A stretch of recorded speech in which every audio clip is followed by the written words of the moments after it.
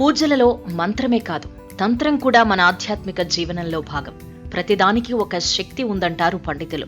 వారు చెబుతున్న విషయం ప్రకారం ముగ్గుకు గొప్ప శక్తి ఉంది. మన ముగ్గుల వెనుక సామాజిక, మానసిక, ఆరోగ్య, ఆధ్యాత్మిక లాభాలెన్నో ఉన్నాయి. నిత్యం ఇంటి ముందు, వెనుక, తులసి మొక్క వద్ద దీపారాధన చేసే చోట ముగ్గులు వెయ్యాలి.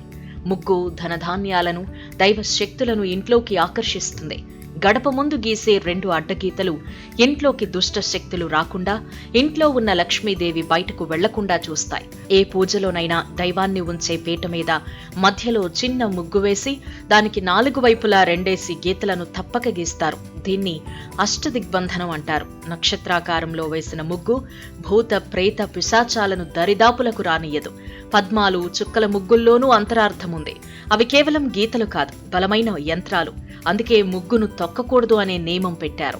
తులసి మొక్క దగ్గర అష్టదళ పద్మం వేసి దీపారాధన చేస్తారు.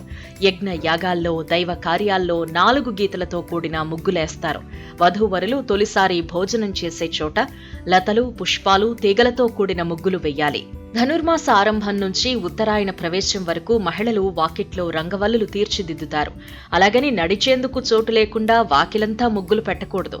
ఎక్కువ రోజులుండాలని కృత్రిమ ముగ్గు పెట్టకూడదు. బియ్యం పిండితోనే ముగ్గులేయాలి. దాన్ని చీమలు, పక్షులు తింటాయి కనుక భూతదయకు, పర్యావరణ పరిరక్షణకు చిహ్నం. ముగ్గు శుభాశుభాలకు సంకేతం. ఇంటి ముందు ముగ్గు లేదంటే అశుభం జరిగిందని గుర్తు. ఇల్లిల్లు తిరిగి భిక్ష సేకరించే సాధు సన్యాసులు ముగ్గులేని ఇంటికి వెళ్లేవారు కాదు. శ్రాద్ధ కర్మల సమయంలో ముగ్గు వెయ్యరు. పూర్తయ్యాక అది మధ్యాహ్నం అయినా సరే వెంటనే ముగ్గు వేస్తారు. రోజు మనం వేసే, చూసే సాధారణ ముగ్గుల్లో విజ్ఞానం, వినోదం కూడా ఉన్నాయి. ముత్యాల ముగ్గులు దిద్దే టైం ఇప్పుడు లేదు. అందుకే మేడిన్ ముగ్గులు వచ్చేసాయి. వీటి రూటే సపరేట్.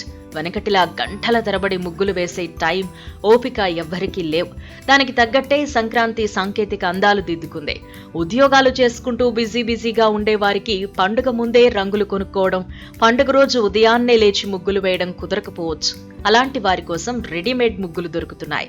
ఆక్రిలిక్ ప్యానెల్స్ ని ముచ్చటైన రంగోలీ డిజైన్లలో కత్తిరించి వాటి మీద రంగులు వేసి కుందన్లతో అందంగా అలంకరించి వచ్చేవి వీటిలో ఒక రకం. విడివిడి భాగాలుగా వచ్చే వీటిని పండుగ రోజు ఇంట్లో నచ్చిన చోట చిటికలో అమర్చేసుకోవచ్చు. పనైపోయాక మళ్లీ తీసి దాచేయొచ్చు. వీటిలో మరో రకం క్విల్లింగ్ ముగ్గులు. సన్నగా పొడుగ్గా కత్తిరించిన కాగితాన్ని రకరకాల ఆకారాల్లో చుడుతూ ఈ ముగ్గుల డిజైన్లను తయారు చేస్తారు. ఇవి కూడా రెడీమేడ్ గా దొరుకుతాయి.